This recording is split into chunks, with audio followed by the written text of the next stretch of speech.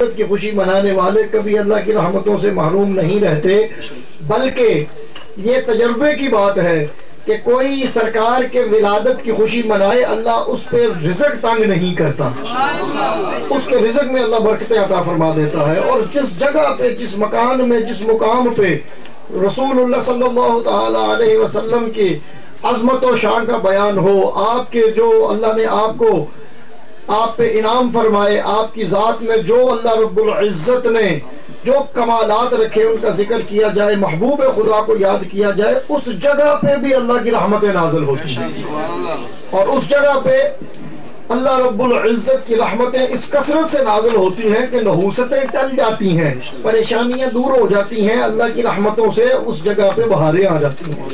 تو یہ چونکہ ہم عاشق ہیں، سرکار کے غلام ہیں، آپ سے محبت کرنے والے ہیں، ہمارا یہ ایمان ہے، اسی لیے ہم آقا علیہ الصلوۃ والسلام کا ذکر پاک بہانے سے کرتے رہتے ہیں۔ کبھی ولادت کی بات ہو جائے پھر بھی الحمدللہ ہم آقا علیہ الصلوۃ والسلام کی ولادت پہ خوشی کا اظہار کرتے ہیں۔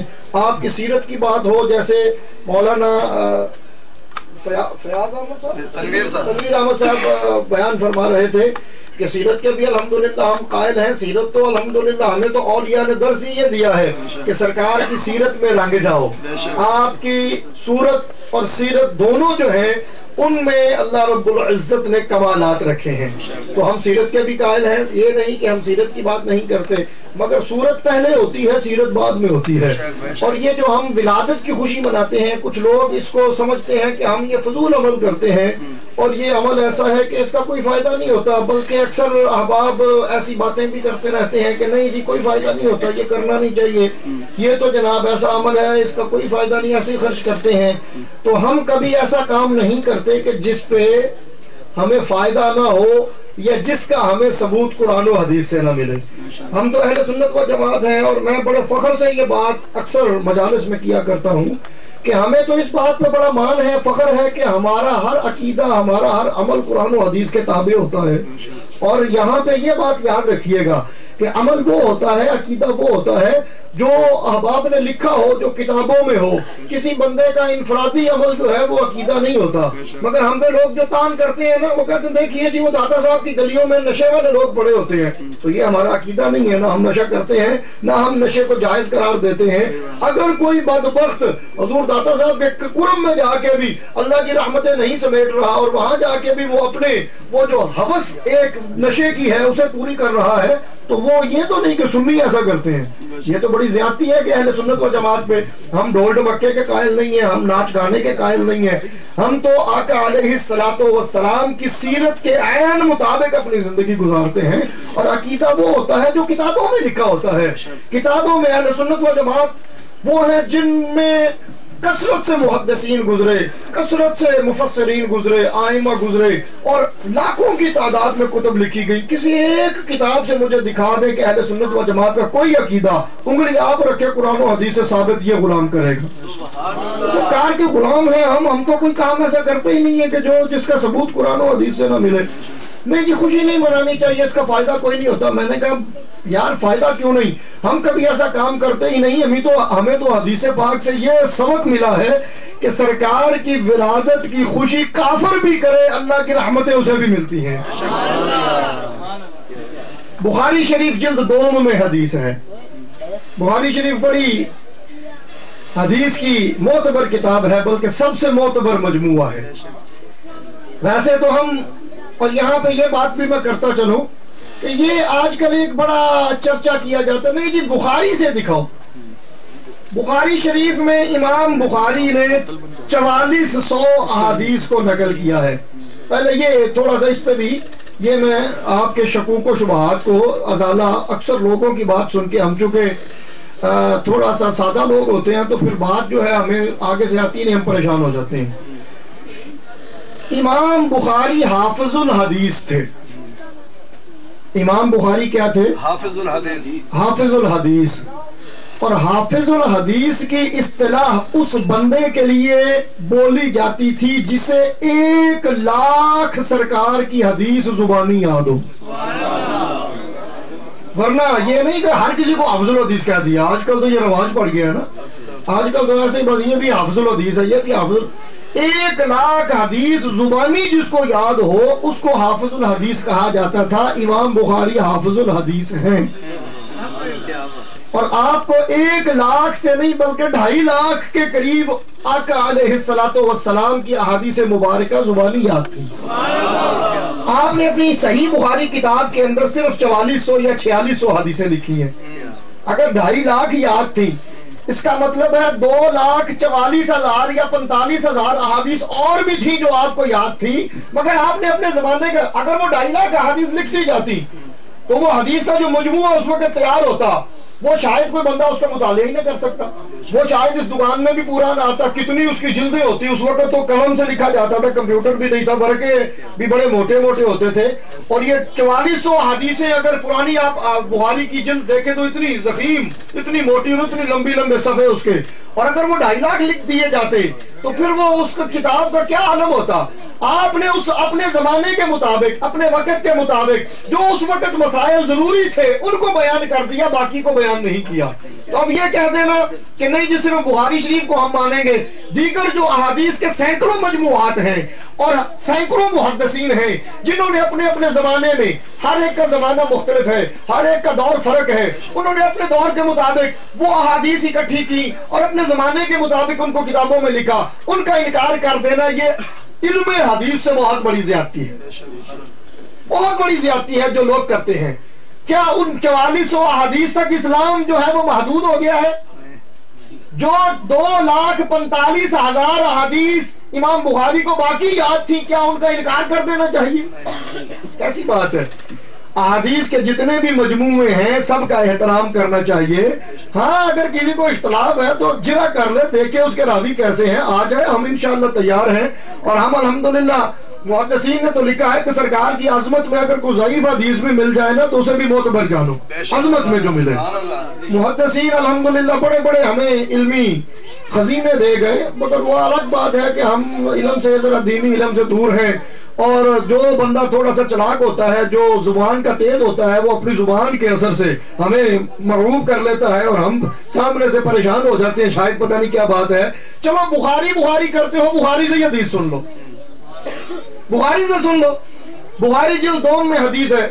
اور تھوڑا سا پس منظر پہلے پیش کرتا چلو, بات سمجھنے میں آسانی ہوگی کہ میرے آقا جب آپ کی ولادت باسعادت ہوئی, جب آپ دنیا میں جلوہ گر ہوئے, آپ کی تشریف آوری ہوئی, آپ دنیا میں آئے, تو آپ کے والد گرامی حضرت عبداللہ رضی اللہ تعالی عنہ, آپ کے وصال کو اس وقت 4 مہینے سے زیادہ کا وقت گزر چکا تھا. اور میرے آقا اپنے والد گرامی کی واحد اولاد ہیں, آپ کا کوئی اور بہن بھائی نہیں, کوئی بہن بھائی اور نہیں ہے, آپ واحد اولاد ہیں. شادی کو چند مہینے گزرے. اکثر علماء سے آپ سنتے رہتے ہیں کہ شادی کو بھی چند مہینے ہوئے تھے. حضرت عبداللہ اپنے ننیال, چونکہ حضرت عبد المطلب کی شادی جو ہے وہ مدینہ پاک میں, جہاں آج میرے آقا کا روضہ پاک ہے, یہاں پہ ہوئی تھی. یہاں کا ایک قبیلہ تھا, وہ قبیلہ جنہوں نے میرے آقا کی مدینہ پاک کی جب استقبال کیا تو انہوں نے میرے آقا کا استقبال بڑے دھوم دھام سے کیا اور نعتیں پڑھ کے سرکار کا استقبال فرمایا. اس قبیلے کو کہتے ہیں بنو نجار. بنو نجار کی بچیاں تھی جنہوں نے طلع البدر علینا من ثنیۃ الوداع, یہ نعتیں سرکار کی پڑھی تھی. اور آقا علیہ السلام کا بڑے دھوم سے اور بڑے ذوق و شوق سے استقبال کیا تھا. آپ کی آمد کو انہوں نے بڑے جشن کے طور پہ منایا تھا. تو بات میں یہ عرض کر رہا تھا کہ بنو نجار والے جو ہیں یہ حضرت عبد المطلب کے بھی سسرال والے تھے. حضرت عبداللہ اپنے ننیال کو ملنے کے لیے تشریف لائے. تو یہ سرزمین جو ہے اسے یثرب کہا جاتا تھا, اور یثرب کا معنی ہے کہ تکلیفیں دینے والی, بیماریاں پھیلانے والی. اور یہاں کے متعلق مشہور تھا کہ کوئی باہر سے اگر آئے تو یہاں کی آب و ہوا اسے راس نہیں آتی, وہ بیمار ہو جاتا ہے. تو میرے آقا کے والد گرامی جب یہاں پہ آئے, بیمار ہوئے, علیل ہوئے, یہیں پہ وصال ہو گیا, یہیں پہ آپ کو دفن فرما دیا گیا. اور الحمدللہ یہ بات بھی عشاقان مصطفیٰ کے لیے بڑی ہی یہ محبت والی بات ہے کہ مسجد نبوی شریف کی موجودہ توسیع جب ہوئی تو باب السلام سے مسجد علی کے درمیان کا جو حصہ ہے, یہاں پہ وہ مکان تھا جہاں پہ حضرت عبداللہ رضی اللہ تعالی عنہ دفن تھے آپ وہاں پہ. اور توسیع کے دوران آپ کی میت مبارک ظاہر بھی ہوئی۔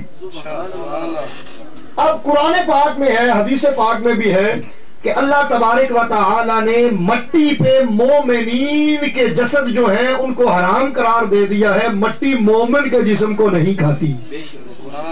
اکثر آپ سنتے رہتے ہیں، آج بڑا چرچا، بڑے عجیب و غریب، میں تو پریشان ہو جاتا ہوں کہ لوگوں کی سوچوں پہ، اور لوگ کیسی کیسی سوچ رکھتے ہیں کہ سرکار کے والدین کو معاذ اللہ بھی کئی کہتے ہیں جی وہ تو کافر تھے، اور اتنا بڑا جملہ بولنے پہ وہ ذرا سا بھی ملال محسوس نہیں کرتے۔ ہمارے والدین، اگر کسی کا والد چاہے برا بھی ہو نا، شرابی ہو، برا ہو، اس میں بری خصلتیں ہوں، تو اس کے بیٹے کے سامنے جب کہا جائے نا تیرا پیو شرابی ہے، وہ غصہ کرتا پاویں ہے تینوں اجازت نہیں تو کہہ، بلکہ لڑائی تک نوبت آ جاتی ہے۔ ہم اپنے والدین کے متعلق اتنے حساس ہیں، اتنے سینسٹیو ہیں، ان میں برائیاں ہوں بھی تو ہم سننے کو تیار نہیں ہوتے، ہمیں غصہ آتا ہے، طیش آتا ہے۔ تو جب سرکار کے والدین کو کافر کہا جائے گا تو گنبد خضرا میں میرے آقا کا دل کتنا دکھے گا۔ توجہ ہے، میں اس پہ قرآن کی آیت کوٹ کرنے لگا ہوں، ذرا آپ توجہ کیجئے گا۔ سرکار کے والدین کو کافر کو کہے تو میرے آقا راضی ہوں گے؟ بولو، میں دلیل آگے دیتا ہوں نا کہ کافر کیسے آپ کافر کہتے ہو۔ ویسے تو بار دلیلوں کے میں لگا سکتا ہوں، آپ کا جب دل دکھے گا تو قرآن پاک میں سورہ احزاب کی آیت ہے، جو آیت ہم پڑھتے ہیں اس سے اگلی آیت ہے، وہ آیت ہم بڑی پڑھتے ہیں، اور حضور قبلہ ثانی صاحب رحمت اللہ تعالی علیہ، میرے دادا جان، آپ اکثر اپنے خطبے میں فرمایا کرتے تھے بیلی اے آیت تے پڑھ دے رہے، اگلی کیوں نہیں پڑھ دے، اگلی بھی پڑھنی چاہیے۔ ان اللہ و ملائکتہ یصلون علی النبی، یہ آیت ہم پڑھتے ہیں، یا ایھا الذین آمنوا صلوا علیہ وسلموا تسلیما، اس سے بالکل اگلی آیت ہے، قرآن اٹھا کے دیکھ لینا جا کے اور اس کا مطالعہ ضرور کرنا۔ اللہ نے فرمایا ان الذین یؤذون اللہ ورسولہ لعنہم اللہ فی الدنیا والآخرہ واعد لہم عذابا مہینا۔ ترجمہ سماعت کیجئے اور پھر ذرا دیکھیے کہ یہ جملہ بولنا چاہیے کہ نہیں کہ سرکار کے والدین معاذ اللہ کافر ہیں، توبہ نعوذ باللہ۔ فرمایا ان الذین، بے شک وہ لوگ، یؤذون اللہ ورسولہ، تکلیف دیتے ہیں اللہ کو اور اللہ کے رسول کو، تکلیف دیتے ہیں، ایذا دیتے ہیں، ان کا دل دکھاتے ہیں اللہ کا اور اللہ کے رسول کا۔ یؤذون اللہ ورسولہ، یہ میں ایک سوچ دے رہا ہوں آپ کو، ذرا دیکھیے گا کہ اس طرح کی باتیں ہمیں کرنی چاہیے۔ یہ موضوع تو وہ ہے جو شیطان بیان کرتا ہے، ایمان والے تو صحابہ کرام نے کبھی ایسے موضوع بیان کیے ہیں؟ چلیں دیکھیے، ذرا دیکھ لیجئے گا، تابعین نے کبھی ایسے موضوعات جو ہیں وہ بیان کیے ہیں؟ انہوں نے اس ضمن میں کیا ان کو زبان نہیں تھی؟ وہ جو علمی شخصیات تھی وہ بھی اس پہ کوئی لب درازی، لب کشائی کرتے، زبان درازی کرتے یا کوئی بہت بات کہتے، مگر انہوں نے کیوں خاموشی؟ ان کو پتا تھا کہ یہ بڑا نازک معاملہ ہے، ایک جملہ بھی زندگی کا سارا سرمایہ ضائع کر دیتا ہے۔ ایک جملہ بھی، ایک جملہ بولا سرمایہ حیات گیا، ساری زندگی کے سجدے، نمازیں، ہر چیز، ایک جملہ جو ہے وہ انسان کا وہ منہ سے بولا ہوا اس کے سالوں کی نمازوں کو ایک لمحے کے اندر ضائع کر دیتا ہے۔ یہ ایسا نازک موضوع ہے، آقا علیہ الصلوۃ والسلام کے متعلق زبان سے کوئی جملہ نکالنے سے پہلے سوچنا چاہیے کہ اللہ پاک کتنا اپنے محبوب کے متعلق جو ہے وہ حساس ہیں کہ سرکار کے متعلق ایک جملہ بھی بولنا گستاخی والا اللہ کو قبول نہیں ہے۔ نمازیں ہم پڑھتے ہیں تو یہ اہتمام بھی کرنا چاہیے نا، قبول بھی ہو۔ نماز پڑھنا یہ مقصد تو نہیں ہے کہ ہم کو ایکسرسائز تو نہیں کر رہے، یوگا تو نہیں کر رہے، ہم تو اپنے رب کی عبادت کر رہے ہیں، اور عبادت وہ ہے جو رب قبول بھی کر لے۔ اگر اللہ قبول ہی نہیں کرتا تو پھر نماز کیسی ہے؟ پھر اس نماز کا کیا فائدہ ہے؟ پھر تو ہم نے وقت ضائع کیا، پھر تو ہم نے ایسے ٹکریں ماری ہیں۔ اللہ کہتا ہے جا دفع ہو جا، تیری نماز قبول نہیں، ہم کہتے ہیں نہیں ہم نے پڑھنی ہے، اللہ کہتا ہے دفع ہو جا، قبول نہیں، فائدہ کیا ہے؟ توجہ ہے، نماز تو ایسی ہے نا، پھر اللہ قبول بھی فرمائے۔ اسی لیے فرمایا نا، ابھی یہ میرے دوست فرما رہے تھے بیعت کا کیا جو ہے وہ فائدہ ہے، تو بیعت ہم قرآن کی اس آیت کے تابع ہو کے کرتے ہیں۔ اللہ فرماتا ہے یا کہ انعم اللہ علیہم من النبیین والصدیقین والشہداء والصالحین، اللہ انعام گنوا رہا ہے کہ میرا کن لوگوں پہ انعام ہے، وحسن اولئک رفیقا، ساتھ ہی فرمایا ان کا ساتھ بڑا اچھا ہے، ان کے ساتھ ہو جاؤ۔ ہم وہ تجدید عہد کرتے ہیں کہ یا اللہ ہم ان کے ساتھ ہو گئے ہیں اور یہ ہمارے رہنما ہیں، اور اولیاء اللہ واقعی رہنما ہوتے ہیں، وہ رہنمائی فرماتے ہیں کہ اللہ راضی کیسے ہوتا ہے، کون سی باتیں ہیں جن سے اللہ ناراض ہوتا ہے۔ کبھی کسی ولی اللہ حضور داتا صاحب نے کبھی یہ موضوع بیان کیا؟ اتنی موٹی کشف المحجوب شریف لکھی ہے، یہ موضوع ہے اس وقت سرکار کے والدین معاذ اللہ کافر تھے؟ کیسے کیسے موضوع لوگ لے کے بیٹھ گئے۔ اب سنو جو آیت سنا رہا ہوں، جب آپ کے والدین کے متعلق اس طرح کی کوئی بکواس کرے گا تو گنبد خضرا میں میرے آقا کا دل دکھے گا۔ اور اللہ کیا فرما رہا ہے؟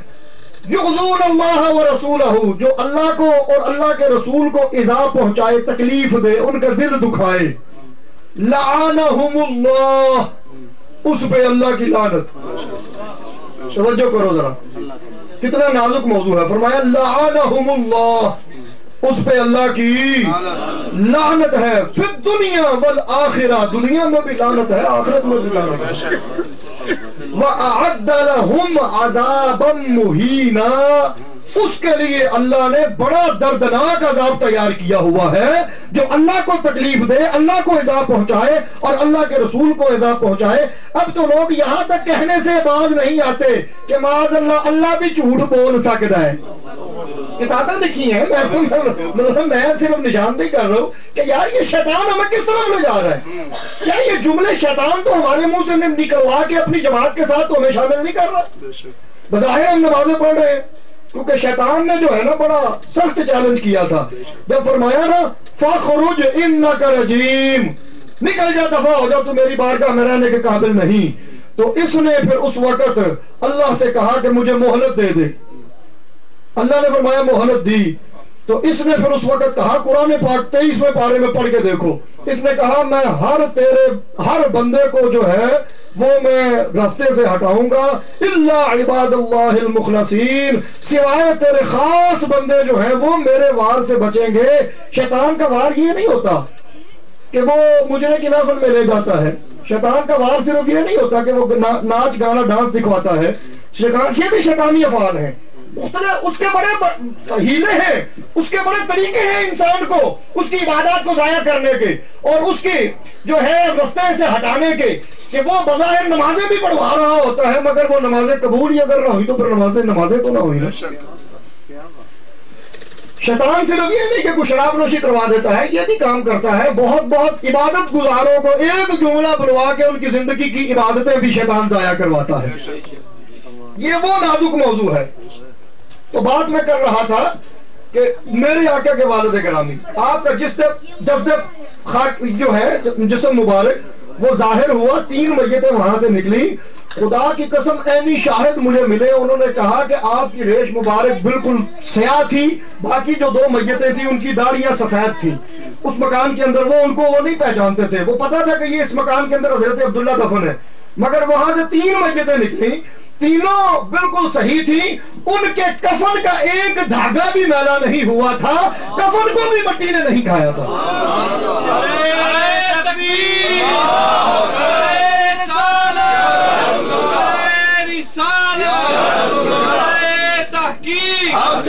سیدی مرشدی یا نبی یا نبی، سیدی مرشدی یا نبی یا نبی۔ اور اشاقہ نے مصطفیٰ نے پھر آپ کا جنازہ پڑھا کے آپ کو جنت البقیع میں دفن کیا۔ میرے آقا کے والد گرامی اب جنت البقیع میں مدفون ہیں۔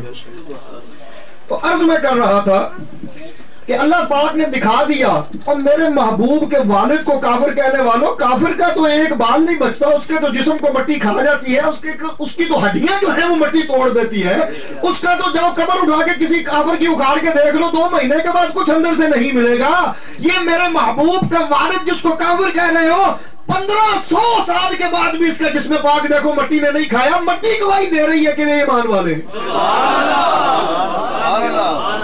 مٹی گواہی دے رہی ہے۔ اور یہ باتیں وہ کہتے ہیں کہ ہم نے ایسے آنکھ کھول کے دیکھا۔ سب سے پہلے جب انسان کو جب اس کی روح قبض ہوتی ہے نا تو یہ آنکھیں جو ہیں ان پہ وہ یہ پتھرا جاتی ہیں، اور یہ آنکھیں جو ہیں ان میں پتہ چلتا ہے کہ یہ بندہ زندہ نہیں ہے۔ تو کہتے ہیں کہ ان آنکھوں میں ویسے ہی چمک موجود تھی، ایسے محسوس ہو رہا تھا جیسے کوئی سویا ہو۔ آپ کی داڑھی مبارک اس طرح سیاہ بال اور چمک رہے تھے جیسے تیل لگا کے کسی نے اپنی داڑھی کو سنوارا. یہ 1970 کے بعد کی بات ہے, یہ کوئی پرانی بات نہیں ہے. مگر چونکہ وہاں پہ وہ نجدی ہے, انہوں نے اس بات کو دبا دیا. وہ پھر ان کے وہ عقیدے پر ضرب آتی تھی نا, ان کا عقیدہ سارا غلط ثابت ہوتا ہے. یہ عقیدے وہیں سے چلتے ہیں. ہم تو عقیدے بناتے ہیں نا قرآن و حدیث سے, باقی لوگ عقیدے بناتے ہیں پاؤنڈ اور ریال لے کے. وہ عقیدے یہ تو اپنی اپنی مرضی ہے نا. تو بات میں کر رہا تھا جو میں کہ جب وصال ہوا اور یہ خبر مکہ پاک میں پہنچی حضرت عبداللہ کے وصال کی, کیونکہ شادی کو ابھی چند مہینے ہوئے ہیں, تو اتنی جوانی کی اگر موت ہو جائے, آج بھی اگر اللہ نہ کرے کسی دشمن کے ساتھ بھی ایسا واقعہ ہو جائے, تو گھر میں کوہرام مچ جاتا ہے. بھائی روتے ہیں, بہنیں روتی ہیں, والدین روتے ہیں, پورا خاندان روتا ہے, چیخیں نکلتی ہیں, آہو بکاؤ ہوتا ہے, ماتم ہوتا ہے. اگرچہ ماتم کی ابھی اجازت نہیں ہے, چونکہ اس وقت تو ماتم کی کوئی ایسی ممانعت نہیں تھی, ابھی میرے آقا کی جلوہ گری نہیں ہوئی. تو پورے گھر میں ایک ماتم بچ گیا, صفحہ ماتم جسے کہتے ہیں بچ گئی. اب سب یہ جانتے تھے کہ عبداللہ کی بیوی حاملہ ہے, اور سارے آس لگا کے بیٹھ گئے کہ اگر بیٹا ہوگا تو سمجھیں گے عبداللہ پھر مل گیا. بھائی کہتے ہیں بھائی مل جائے گا, باپ کہتا ہے بیٹا مل جائے گا. اور یہ ہوتا ہے کہ جوان اگر اس طرح کی موت ہو تو بیوی حاملہ ہو, بندے سوچ لگا کے بیٹھتے ہیں کہ یار اگر بیٹا ہو گیا تو سمجھیں گے وہ ہمارا بھائی, پھر ہمیں مل گیا. اور ویسے بھی اس دور کے اندر اگر تاریخ مکہ اٹھا کے دیکھو تو بیٹیوں کو اچھا جانا ہی نہیں جاتا تھا. یہ تو عزتیں اگر اللہ نے عطا فرمائی ہیں تو رحمت للعالمین کے صدقے عطا فرمائی ہیں. عورت کی تو کوئی قدر ہی نہیں تھی. عورت کو تو زندہ بچیوں کو درگور کر دیا جاتا تھا, جانور سے زیادہ برے انداز میں رکھا جاتا تھا, مارا پیٹا جاتا تھا, اور طرح طرح کے ظلم کیے جاتے تھے, بلکہ زندہ ہی دفن کر دینا.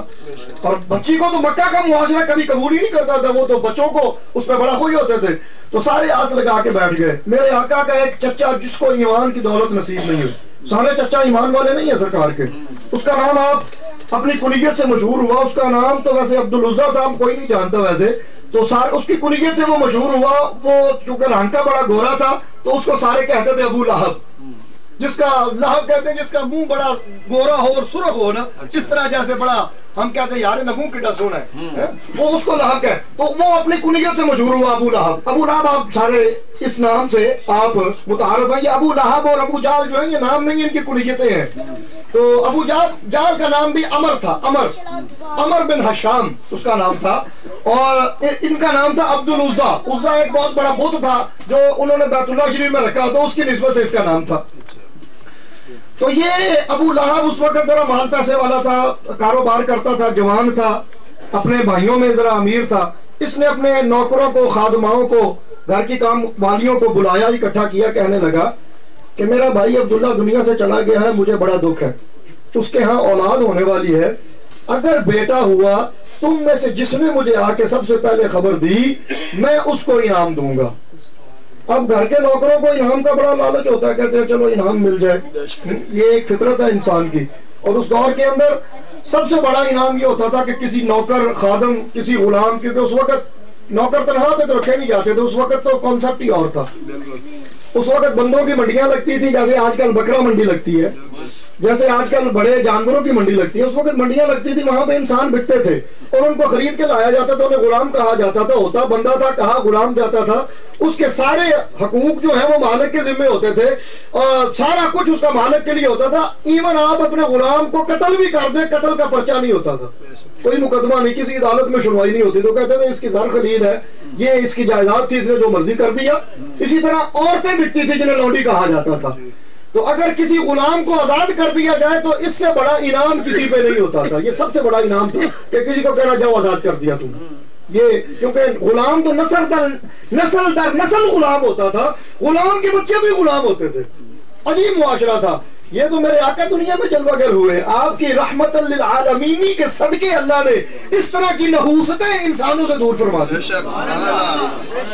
اگر نہ انسانیت تو ایسے تذلیل کے دور سے گزر رہی تھی اور ایسی سیاہ رات تھی, اس طرح کی تذلیل عورتوں کی, غلاموں کی, لونڈیوں کی کہ تصور میں نہیں وہ باتیں آتی.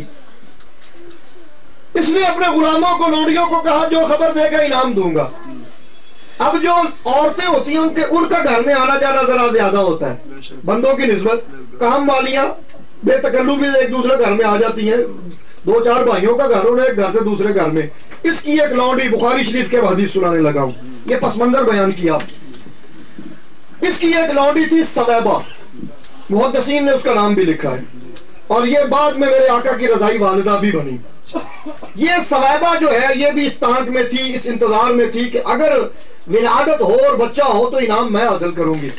جب میرے آقا کی ولادت باسعادت ہوئی، سحری کا وقت تھا، اس کو کچھ دیر کے بعد پتا چلا، سورج نکلا۔ مکے والوں کو معمول تھا کہ وہ حرم کعبہ کے قریب آ کے ٹولیوں کے انداز میں بیٹھ کے خوش گپیاں کیا کرتے تھے۔ ابو لہب بھی آگے بیٹھا، دوستوں میں بیٹھا تھا۔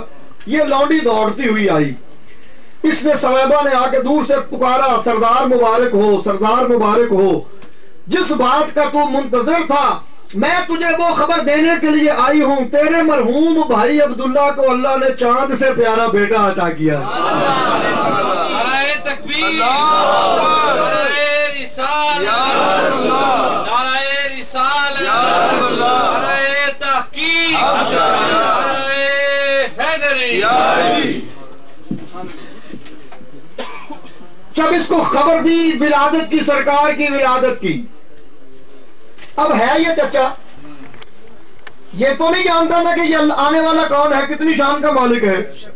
اس کو تو نہیں پتا کہ یہ تو نبیوں کا بھی تاجدار ہے، یہ تو رسولوں کا شہنشاہ ہے، یہ تو محبوب خدا ہے، یہ تو وجہ تخلیق کائنات ہے، یہ تو کائنات کا دھولا ہے، اس کے سبب تو اللہ نے کائنات بنائی ہے، یہ رب کی کتنی عزیز ہستی ہے۔ اب اسے نہیں پتا، اس کو تو پتا ہے بیٹے بھائی کے ہاں بیٹا ہوا ہے۔ کہنے لگا، اس طرح بیٹھا تھا دوستوں میں، ایسے سیدھے ہاتھ کی انگلی کا اشارہ کر کے کہنے لگا، او صحابہ تو نے مجھے خوش کر دیا، آج میں خوش ہوا، مجھے اللہ نے بھتیجا دیا ہے، جاؤ میں نے تجھے آزاد کیا۔ لونڈی آزاد کر دی۔ یہ ابو لہب اتنا شدت والا یہ کافر ہے، اور اللہ رب العزت اتنا اس پہ ناراض ہے کہ اس کی مذمت میں قرآن کی پوری سورت اللہ نے نازل فرمائی ہے۔ دیگر کفار، بڑے بڑے کفار، عتبہ، شیبہ، امیہ، ابو جہل، بڑے بڑے، ولید، مغیرہ، بڑے بڑے کافر ہیں، سردار ہیں، ان کی مذمت میں اللہ نے قرآن کی سورت نازل نہیں فرمائی۔ اور سب سے زیادہ میرے آقا کو تکلیفیں بھی اس نے دی۔ بڑی بکواس کرتا تھا، کبھی کہتا، لو جی یہ کیا بات ہوئی، میرا بھتیجا تے غریب جو ہے کہ میں نبی بن گیا ہے۔ نبی بنتا تو کوئی امیر آدمی بنتا، نبوت آتی کسی سردار پہ آتی، نبوت آتی کسی شان والے پہ آتی، کسی چودھری پہ آتی، یہ کیسی بات ہے، یہ نبی ہے، نہیں مانا۔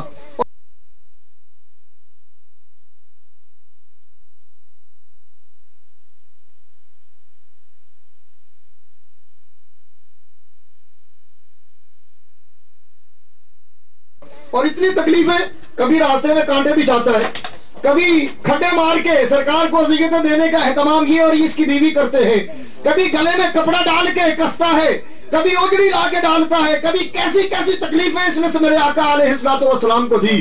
اللہ رب العزت کو اس کا تکلیفیں دینا اتنا دکھا کہ رب نے دیکھے اس کی مذمت میں سورت نازل فرمائی۔ سورہ لہب اس کو کہتے ہیں، قل ہو اللہ سے پہلی سورت ہے۔ فرمایا تبت یدا ابی لہب وتب، او ابو جہل میرے محبوب کو تکلیفیں دیتے ہو، جن ہاتھوں سے تکلیفیں دیتے ہو، جا تیرے دونوں ٹوٹ جان، تیرے دونوں ہاتھ ٹوٹ جائیں۔ تبت یدا ابی لہب وتب، جاؤ ترجمہ پڑھ کے دیکھ لو، او ابو لہب جا تیرے دونوں ہاتھ ٹوٹ جائیں۔ ما اغنا عنہ مالہ وما کسب، تجھے بڑا مان ہے کہ تیرے پاس پیسے بڑے ہیں، تیرے بیٹے بڑے ہیں، نہ بیٹا تیرا کو تجھے فائدہ دے گا، نہ تیرا مال تجھے فائدہ دے گا۔ سَيَصْلَىٰ نَارًا ذَاتَ لَهَبٍ وَامْرَأَتُهُ، تو بھی اور تیری بیوی دونوں میرے محبوب کو تکلیفیں دیتے ہو نا، تم دونوں جہنم کی آگ کا ایندھن بنو گے۔ اتنی دردناک وعیدیں ہیں۔ یہ کچھ چھوٹی کسی کا نام لے کے کسی کافر کا اللہ نے اس طرح کی وعیدیں نہیں سنائی، بے شمار کافر ہوئے ہیں، جاؤ مجھے دکھاؤ۔ ابو جہل نے بھی بڑی تکلیفیں دی، مگر اس کا نام، اللہ پاک کتنے ناراض ہے ابو لہب سے۔ اندازہ ہے کہ پوری سورت اس کی مذمت میں نازل فرمائی، اور ساری زندگی یہ کافر رہا، کافر مرا، حالت کفر میں دنیا سے چلا گیا۔ بخاری شریف جلد 2 میں حدیث ہے، جب مر گیا کچھ دنوں کے بعد اپنے دوسرے بھائی حضرت عباس جو میرے آقا کے غلام ہیں ان کو خواب میں ملتا ہے۔ حضرت عباس نے پوچھا کہ اے میرے بھائی تو دنیا سے چلا گیا، تجھے کئی مرتبہ ہم نے دعوت ایمان بھی دی، اور تجھے کئی مرتبہ ہم نے جو ہے وہ دعوت دی کہ تو ایمان لے آ اور تو جو ہے وہ کلمہ پڑھ لے، مگر تو نے یہ دولت حاصل نہیں کی۔ تو دنیا سے اسی طرح چلا گیا. آپ بتا دنیا سے جانے کے بعد تیرا کیا حال ہے, قبر میں کیسی حالت ہے؟ کہنے لگا بڑا دردناک عذاب ہے, ہر لمحہ جہنم کی آگ میں جلایا جا رہا ہوں, اور بڑا دردناک قسم کا عذاب ہے. سانپ, بچھو, ٹوئیں یہ سارے مجھے ڈستے ہیں. میرا جسم جو ہے آگ سے جل کے کوئلہ ہو گیا ہے. مگر جب پیر کا دن آتا ہے, اب یہ سنا رہا ہے, یہ کافر کہہ رہا ہے, کہتا ہے جب پیر کا دن آتا ہے وہ وقت آتا ہے کہ جب میں نے خوشی کی تھی, جب میں خوش ہوا تھا, میں نے لونڈی آزاد کی تھی خوشی میں, جب وہ وقت آتا ہے, بخاری شریف کی حدیث ہے, تو مجھے اللہ عذاب سے چھٹکارا دے دیتا ہے, آگ دور کر دی جاتی ہے, مجھے جہنم کی آگ سے دور کر دیا جاتا ہے, اور اس انگلی سے اللہ مجھے شہد سے میٹھا, دودھ سے لذیذ جو ہے وہ شربت عطا فرماتا ہے.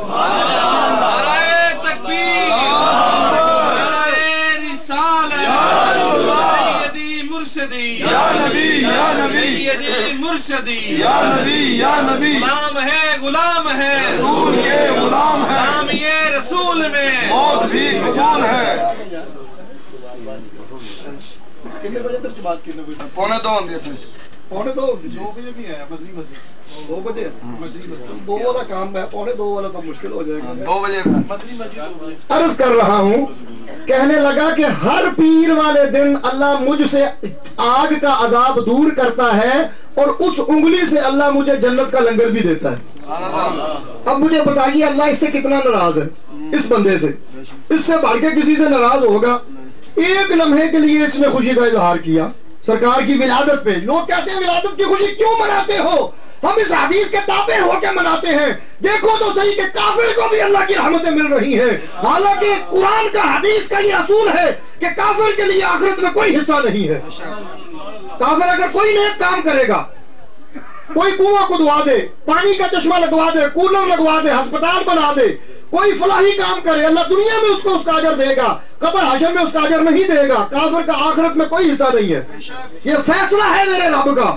مگر اللہ اپنے قانون کو بدل کے اپنے محبوب کی ولادت کی خوشی کرنے والے کو اپنی رحمتوں سے مالا مال کر کے بتا رہا ہے کہ ہے کافر, پھر بھی میں رب اس پر مہربان ہوتا ہوں اس گھڑی, اس لمحہ جب یہ خوش ہوا تھا.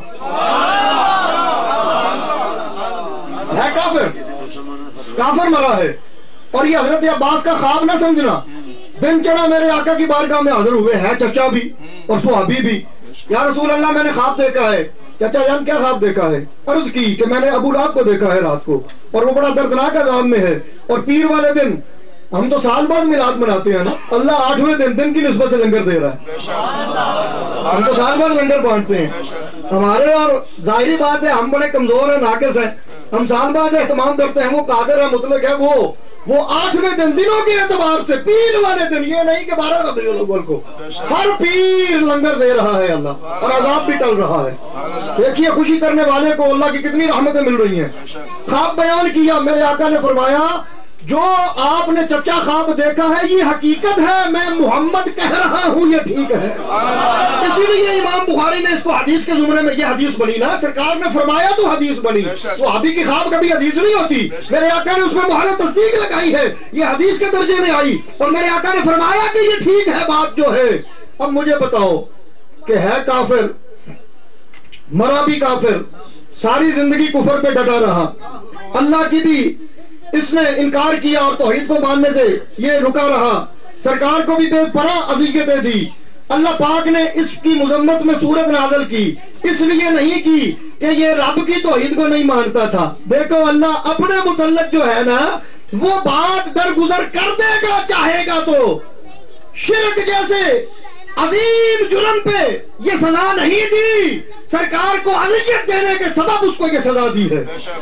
یہ جو وحید آئی ہے سرکار کی عظمت کا, یہ محبوب جو ہوتے ہیں نا ان کا بڑا شان ہوتا ہے. اللہ پاک اپنے محبوب سے کتنی محبت فرما رہا ہے.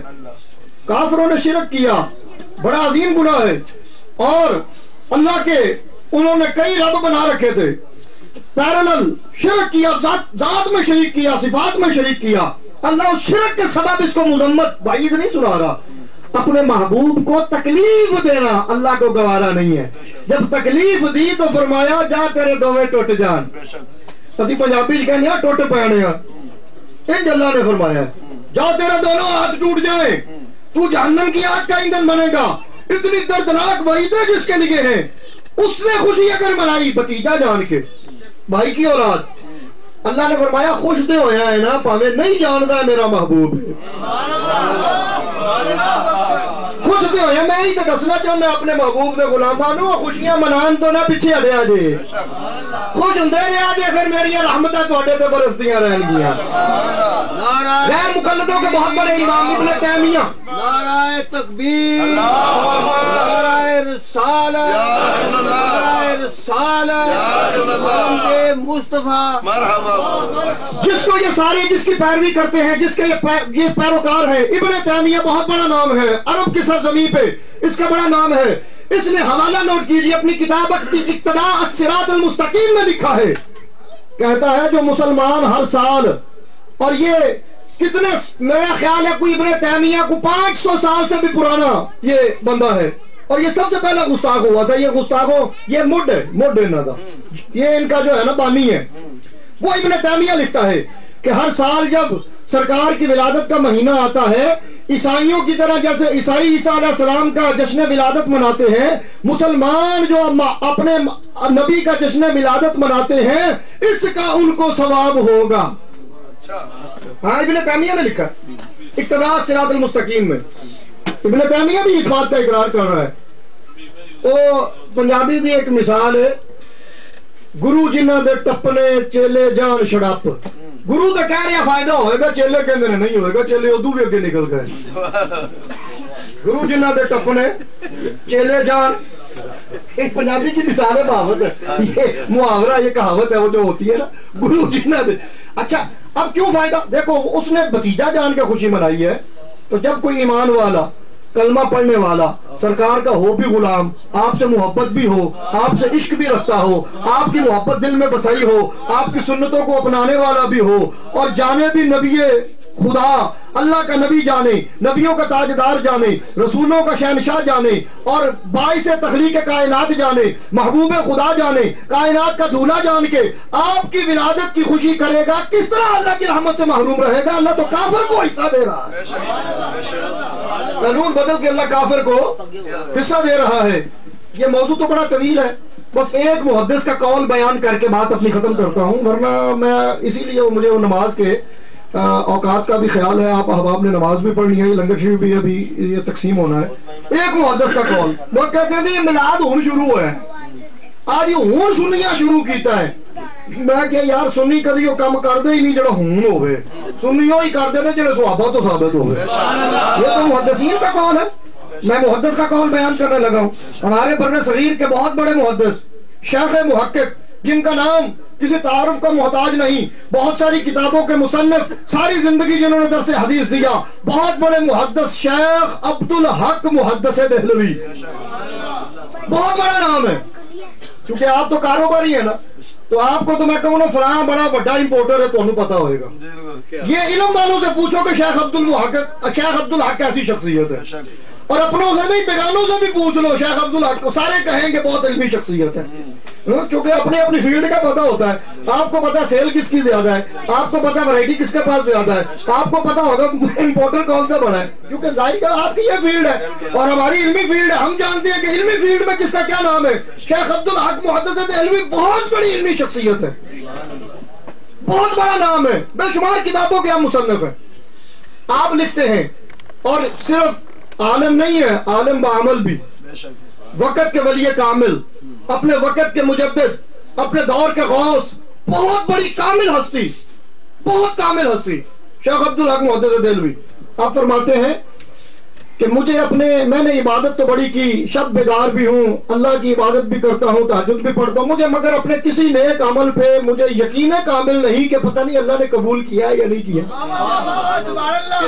کیونکہ نامہ اعمال تو قیامت کے دن کھلنا ہے نا.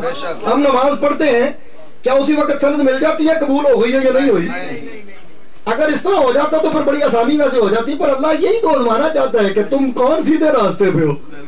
نماز پڑھتے ہو قبول ہوئی ہے کہ نہیں, یہ تو قیامت کے دن پتہ چلنا ہے. پتہ چلے نماز جب نامہ اعمال کھلا اندر ایک بھی نہیں, یا اللہ میں تو بڑیاں پڑھیاں دن فرمایا گستاخیاں بھی تو کرتا رہا نا, دعویٰ ہو جا پرا تیری ٹکرا دی میرے کو لوڑ ہے. ممکن ہے ایسا جواب آ جائے. کیونکہ یہ دیکھو میں ایک اس کی مثال دیتا چلوں.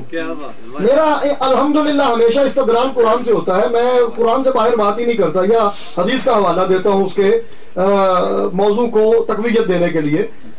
شیطان جس کا نام ابلیس تھا, 6 لاکھ سال اللہ کی علماء نے لکھا اس نے بے ریا عبادت کی. ہماری تو عمر ہی 70-80 سال ہے. بڑی کو خوش نصیب ہوتا ہے جو 70-80 کو پہنچتا ہے. 60 سال 50 سال 40 سال پتہ نہیں کس ویلے کم پٹاخہ بھول جانا ہے. اگر کوئی 70 سال کا بھی ہو اس کے نامہ اعمال میں 50 سال عبادت ہوگی. اگر بڑا شب بیدار بھی ہے 55 سال ہوگی. وہ 80 سال کا ہے 65 سال ہوگی. شیطان وہ ہے جس نے 6 لاکھ سال اللہ کی بے ریا عبادت کی. ہماری تو عبادت کے اندر بھی ریاکاری آ جاتی ہے. ہم تو کئی دفعہ نماز بھی اس لیے پڑھتے ہیں کہ چلو رات میں 1 گھنٹے نماز ہی پڑھا. ریاکاری آ جائے تو پھر عبادت ناقص ہو جاتی ہے. یہ الگ موضوع ہے. بات کر رہا ہوں کہ عبادت وہی کرنی چاہیے جس کی نیت یہ ہو کہ میرے اس عمل سے میرا رب راضی ہوگا. یہ میرے رب کی محبت میں کر رہا ہوں, میں اپنے رب کی محبت میں کر رہا ہوں. میں کسی دنیا دار کو دکھانے کے لیے نہیں کر رہا. دنیا کا فائدہ مقصود نہیں ہے, رب کو منانا مقصود ہے. نیک عمل اس نیت سے کیا کرو. یاد رکھو کبھی نیکی ایسی نیت سے نہ کرنا کہ نیکی ضائع ہو جائے. ریاکاری آ جائے نیکی ضائع ہو جاتی ہے. خیرات کبھی اس نیت سے نہ کرنا کہ لوگ کہیں گے مخیر بڑا ہے. اس نیت سے کرنا کہ اللہ کا حکم ہے خیرات کر, میں اللہ کے مخلوق کی خدمت کر رہے ہیں. توجہ ہے. 6 لاکھ سال بے ریا عبادت اس شیطان نے کی. ایک جملے نے ساری عبادت رد کر دی. ایک جملے نے, ایک جملہ. توجہ ہے. شیطان کا جرم کیا ہے جانتے ہو؟ شیطان ہیروئن بیچتا تھا. شیطان نے کوئی اپنے شراب نوشی کی, کوئی کام کیا ہے, کوئی اس نے شراب کا کلب کھولا ہوا تھا, کوئی ڈانس والا کلب, کوئی کنجر خانہ, کوئی زنا تھا اندر تو پرچہ تو نہیں ہویا, کوئی کھوتی چوری, کوئی مد چوری کی کیتا شیطان نے. اور کیا کرو اس بات پہ. نبی کی توہین بھی بلکہ نہیں, وہ بڑی نازک سا بڑا معمولی سی بات ہے. اس نے ایک جملہ بولا جب اللہ نے فرمایا نا میرا آدم بڑی شان والا ہے, ان کی تعظیم کرو. یہ بولا میں نالو چنگا. بس آج لوگ کہتے ہیں, لکھا گیا ہے کہ بعض اوقات امتی نبی سے درجے میں بڑھ جاتا ہے. استغفر اللہ, یہ تو شیطانی جملہ ہے. میں قرآن سے بات کر رہا ہوں. اللہ نے فرمایا قال ما منعك الا تسجد اذ امرتك قال انا خیر منه خلقتنی من نار وخلقته من طین. اللہ نے فرمایا تینوں کنے منع کیتا سی, تینوں کس چیز منع کیتا ہے, میں تینوں کیا سی سجدہ کر. پوچھا اللہ نے, کیا بات. آگے سے جواب دیتا ہے انا خیر منہ, میں دے نالوں چنگا. انا خیر منہ خلقتنی من نار وخلقته من طین. یا اللہ تو اینو مٹی تو بنایا, میں نے آگ تو بنایا ہے, میں دے نالوں چنگا. اس کو مان تھا بڑا اپنی عبادت پہ. عبادت میں مان کرنا کئی دفعہ ساری عمر کی عبادت ضائع کر دیتا ہے. اب دیکھیے ایک جملہ جناب آدم علیہ السلام کی شان میں گستاخی کا اس نے بولا. ایک جملہ, اور بڑا ہی معمولی کا جملہ ہے. اینا کہہ دینا جی میں میرا نو چنگا. یہ کو گستاخ, بلکہ آج کل تو اس کو گستاخی بھی نہیں تصور کیا جاتا ہے. یہ کہہ دیا گیا نا میں میرا نو چنگا, یہ گستاخی بھی نہیں مانی جاتی. ایک جملہ بولا, 6 لاکھ سال کی عبادت ایک جملے نے رد کر دی. اور میں فاخرج انک رجیم, دفع ہو جا لانتی ہیں, تیری عبادت کی ضرورت نہیں. اب دیکھیے یہ انبیاء کے متعلق اللہ پاک کتنے حساس ہے, اور یہ موضوع کتنا نازک ہے. ہم لوگ کشائی کرتے ہوئے ہم رکتے ہی نہیں ہیں, ہم تو پتہ نہیں کیا کچھ بول جاتے ہیں. اور علماء نے لکھا, محدثین نے لکھا, اگر انبیاء کی عظمت بیان کر سکتے ہو کرو, اگر نہیں کر سکتے تو خاموش رہو. اس زمن میں اس میدان میں کوئی جملہ نہ کہہ دینا, یہ نہ ہو ایک جملہ تیری زندگی کی عبادت کو رد کر جائے. اتنا نازک موضوع ہے. آج ہم نے اس کو سب سے اہم بنایا ہوا. کبھی آپ کے والدین پہ تانزنی کرتے ہیں, کبھی آپ کی حیات طیبہ, کبھی آپ کی ولادت خوشی منا لی جائے تو کیا حرج ہے. حدیث تو بتاتی ہے کہ اللہ کافر کو بھی خوشی کا اجر دے رہا ہے. تمہیں کیا تکلیف ہے خوشی منانے کی؟ کیسی بات کرتے ہو تم؟ ہم تو حدیث کے تابع خوشی مناتے ہیں, یہ جھنڈیاں ایسے نہیں لگائی ہیں, ہمیں حدیث نے بتایا ہے کہ یہ کام فائدہ دے رہا ہے. کافر کو بھی قبر میں عذاب کی سے چھوٹ ہو رہی ہے, اور مومن پہ کتنا اللہ کا کرم ہوگا. دوستان عزیز، شیخ عبدالحق محدث دہلوی فرماتے ہیں مجھے اپنے کسی عمل میں مان نہیں ہے کہ میری وہ عبادت پتہ نہیں اللہ نے قبول کیا یا نہیں، مگر ایک میرا عمل ایسا ہے، ایک وظیفہ ایسا ہے جس پہ مجھے یقین کامل ہے کہ وہ اللہ کی بارگاہ میں مقبول بھی ہے، اور اللہ اس کے صدقے میں قیامت کے دن میری مغفرت بھی فرما دے گا، مجھے جنت بھی دے گا۔ اب آگے بیٹھے تو سارے احباب، عقیدت مند، آپ کا درس سننے والے شاگرد، سارے عقیدت والے، انہوں نے کہا حضور ہمیں بھی بتا دیں، اتنا مان کہ فرما رہے ہیں قبول بھی ہے، مغفرت بھی ہو جائے گی، جنت بھی مل جائے گی، ایسا عمل کیسا کامل عمل ہے یہ، آپ فرما رہے ہیں کہ یہ بہت، ہمیں بھی بتائیں۔ تو آپ نے لکھا جب ہر سال ربیع الاول شریف کا مہینہ آتا ہے، 12 ربیع الاول والے دن سرکار کی ولادت کا جو دن ہے، میں احباب کو اکٹھا کرتا ہوں، لنگر پکاتا ہوں، اور میں خود بھی اور دوسرے دیگر احباب بھی ہم آقا علیہ السلام کی عظمتیں بیان کرتے ہیں، خوب آپ کی نعتیں پڑھتے ہیں، آپ کی شان بیان کرتے ہیں، خوش ہوتے ہیں اور خوشی میں لنگر تقسیم کرتے ہیں۔ مجھے یقین کامل ہے کہ میرا یہ عمل اللہ کی بارگاہ میں مقبول ہے، اس کے صدقے اللہ میری مغفرت بھی فرمائے گا، مجھے جنت بھی عطا فرما دے گا۔ محدثین نے یہ عقیدے خود نہیں بنائے، انہوں نے قرآن و حدیث سے یہ اخذ کیے ہیں کہ اگر کافر بھی اللہ رحمتیں کر رہا ہے تو مومن پر کتنا خوش ہوگا۔ دوستان عزیز، ہم اہل سنت ہیں، ہم کوئی کام ایسا نہیں کرتے جس کا فائدہ نہ ہو یا جس کا ثبوت قرآن و حدیث سے نہ ملے۔ الحمدللہ ہم سرکار کی ولادت کی خوشی بھی کرتے ہیں نا، تو یہ قرآن و حدیث سے ثابت ہے، اور بے شمار احادیث میں پیش کر سکتا ہوں اس ضمن میں، چونکہ وقت نہیں، تو انشاءاللہ پھر کبھی موقع ملا تو یہ موضوع تو بڑا طویل ہے، زندگیاں ختم ہوئی اور قلم ٹوٹ گئے، میرے آقا آپ کے اوصاف کا ایک باب بھی پورا نہ ہوا، تو یہ تو بڑا طویل موضوع ہے۔ اللہ رب العزت ہمیں آقا علیہ السلام کی آمد کی خوشی مناتے رہنے کی توفیق عطا فرمائے، اپنے محبوب کی عظمتوں کو بیان کرنے کی ڈیوٹی جو اللہ نے ہمیں دی ہے وہ اللہ ہم سے لیتا رہے، شاید اسی سبب کام بن جائے، اور تو عمل پتہ نہیں کوئی نام و اعمال میں اچھا ہے یا نہیں ہے، پتہ نہیں بات بننی ہے قیامت کے دن کے نہیں، اس کے سبب ضرور بن جائے گی۔ یہ شیخ محقق شیخ عبدالحق محدث دہلوی کا عقیدہ ہے۔ اللہ تبارک و تعالی آپ سب کا آنا، اہتمام و انصرام کرنا، یہ احباب جو اس گلی والے ہیں جنہوں نے ہر سال یہ اہتمام کرتے ہیں، اللہ تبارک و تعالی قبول فرمائے اور ان سب کو اجر عظیم عطا فرمائے، اور ہم سب کو میلاد پاک کی خوشی مناتے رہنے کی توفیق عطا فرمائے۔ وآخر دعوانا ان الحمدللہ رب العالمین۔